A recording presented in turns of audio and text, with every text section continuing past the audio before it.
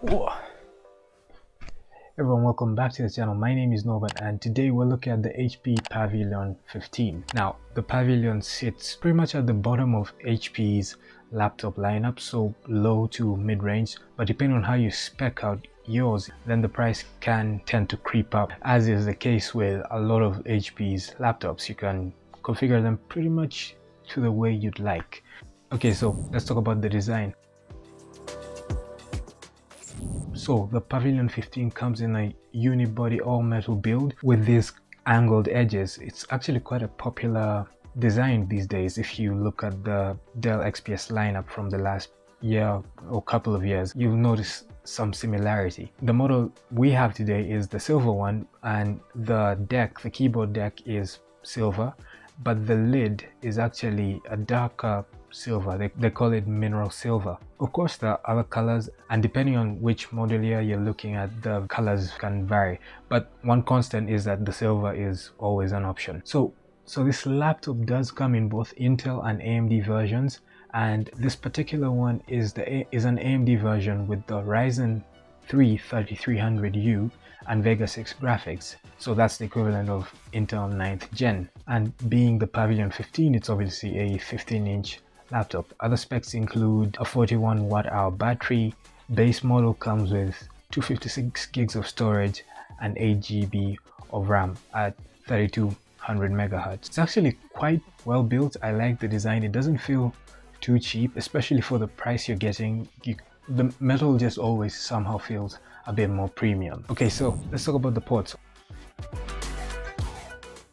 On the left, you have an HDMI port, an Ethernet jack, so one of those collapsible ones, and a USB 3.2 Gen 1 Type-C port, and a combo 3.5mm jack. On the right side, you get your charging port, two USB Type-A, both 3.2 Gen 1, a full-size SD card reader, so the port situation is actually quite good on this machine. Alright, let's talk about the display.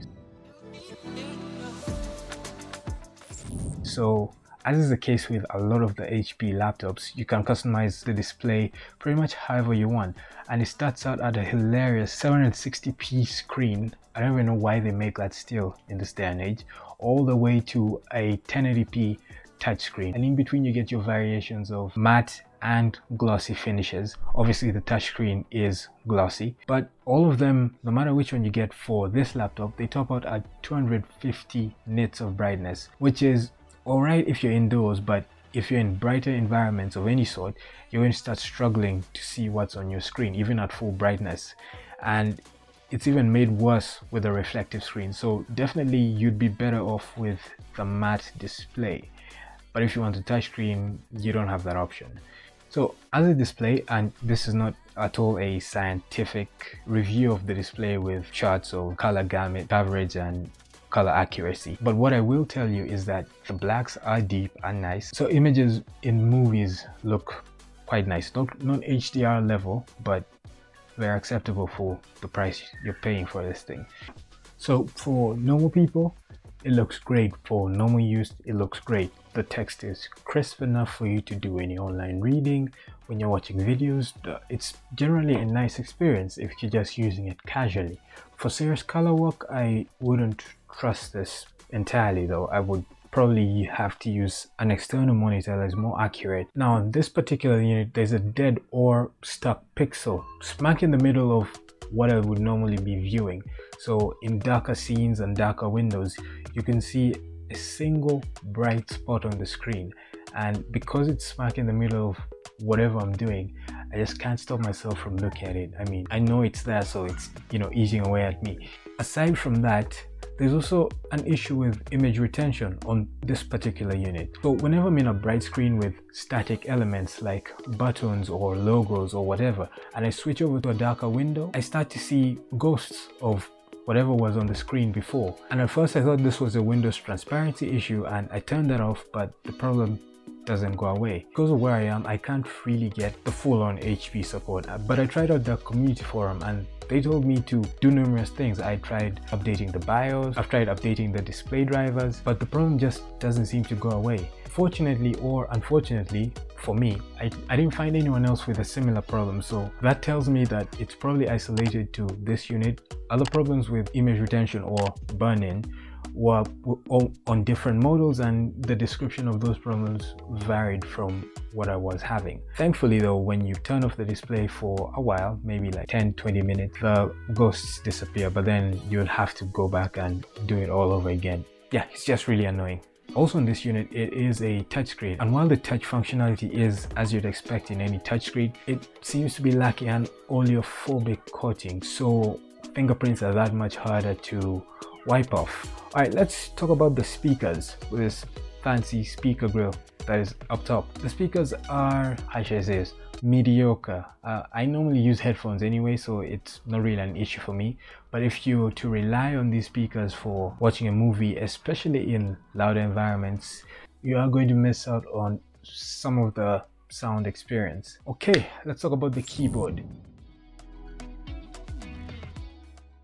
First of all, I have to say I'm not a number pad kind of person. I don't like the number pad. Whenever it's put on a laptop, it offsets the keyboard so that when I'm typing, it's like driving a car where the steering wheel isn't facing forward, but you are. So the steering is kind of like this.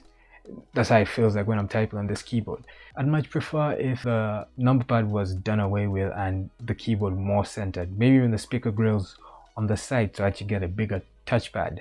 And as I say that, I realize that I'm describing a razor blade.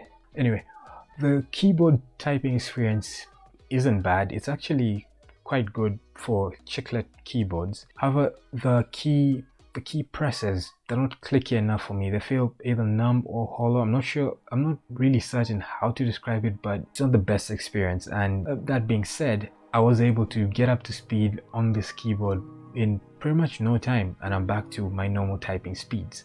This laptop also comes with a backlit keyboard. Unfortunately, it's not standard, which is absolutely atrocious. In this day and age, I would think that a backlit keyboard, no matter the price point, is something that is cheap enough for manufacturers to incorporate. I mean, I don't mind if it's a little bit more expensive, and I doubt it would be that much more expensive to include it. That being said, you can spec it as an option to get a backlit keyboard on this device. Other small niggling things about this keyboard. First of all, it's a British keyboard, and while there's nothing wrong with that, it means that the pound sign has been replaced by the pound sign, and that then displaces the backslash, which in turn displaces the right control key. I don't get it. On a keyboard of this size, you shouldn't be deleting the control key. And while we're talking about deleting keys, I don't know why it's so common these days to get rid of the context menu key. It's one of the most useful keys on the keyboard, for me at least. It's just one click, and now I have to use either the mouse, which is slower, or a combination of keys, which is also slower than just hitting a single key with my this finger. Oh, and one more thing while we're talking about the keyboard, the unfortunate placement of the airplane mode key. So it's placed right next to the media controls, specifically the forward button. So in the dark, as it's not backlit, I can't see what I'm doing, so I have to guess. And more often than not, I find myself turning on airplane mode instead of skipping to the next track, which is pretty annoying. And below that we have a touchpad. So it's an Elan touchpad, and it's not the biggest for today's standards, but it does a good job of tracking, and it's not a touchpad, it's a click pad, so the mechanism for clicking is towards the bottom, and it does a good job of handling all your tracking needs properly, even on the edges of the touchpad itself. Okay, so let's talk about the performance. So my expectations for this machine were actually not that high at all, given that it's a budget machine. But I have to say that for normal everyday tasks, if you call having 50 Chrome tabs open in the background every day, along with 4 Android Studio projects and its emulator open in the background normal, then this handles that normal stuff quite well. Now, given I have upgraded this from the base 8 GB RAM to 16 GB of RAM, that allows me to have obviously a bit more room to have things open in the background at the same time. So the programs load fast enough, boot times are fast as well. For the purpose of web browsing, coding, content consumption, this handles that beautifully. Now, content creation, however, is a bit of a mixed bag. So when you're doing any sort of photo editing in Lightroom or Photoshop, this handles that perfectly without breaking a sweat. It's when it comes to handling video work that it starts to struggle a bit. So in Premiere Pro, when scrubbing through your timeline, it's fast and you drop very few frames when playing back your footage. Now I'm talking about 4K footage from a phone here. It's when exporting that it starts to struggle a bit. With the default export settings, and by default I mean match source high bitrate, a 5-minute clip will probably take you between 10 to 20 minutes to export, so it's not at all fast. And if you have a longer project with many effects and many tracks, then it will take longer, and it might be a better idea to let it render and export overnight or while you're on break or something. And yes, these heavier tasks do generate heat, and the fan does a pretty good job of clearing that away. So the hinge has one of these mechanisms that raises up the whole base of the laptop to give it a bit more airflow, and it does a good job of clearing out the heat. At least on the top deck, it doesn't get too toasty that it's uncomfortable. The bottom, however, does get a bit warm, but that's expected. And the fan likes to kick in a bit, so it kicks in aggressively to clear out all that heat at the slightest sign of you doing anything a bit taxing. And while I don't mind it doing that, I don't mind fan noise, this one particular has this high-pitched whine that I'm not quite used to yet. And if you've heard a high-pitched whine in my videos in the past, apologies, that's the fan. I do use this machine to record audio for my videos, and the fans just don't know when to shut up, so sorry about that. Okay, battery. So as I said, this is a 41 watt-hour battery, a 13-inch laptop, but in a 15-inch I'd expect a bit more, maybe even 60 watt-hours at least.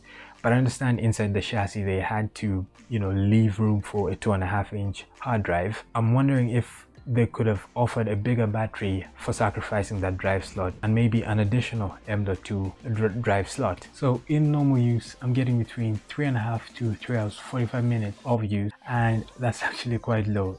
In this day and age, you'd expect a bit more, maybe 4.5 to 5 hours. So definitely a bad mark for the battery performance. Okay, let's wrap up.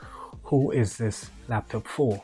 If you're in the market for a new laptop and your needs are not too high, that's to say you don't do any heavy work or gaming, then this is a laptop for you. It'll handle through the normal day-to-day use with ease. However, before purchasing, I would definitely consider looking at maybe what the competition is doing for the same price, but it's a solid machine.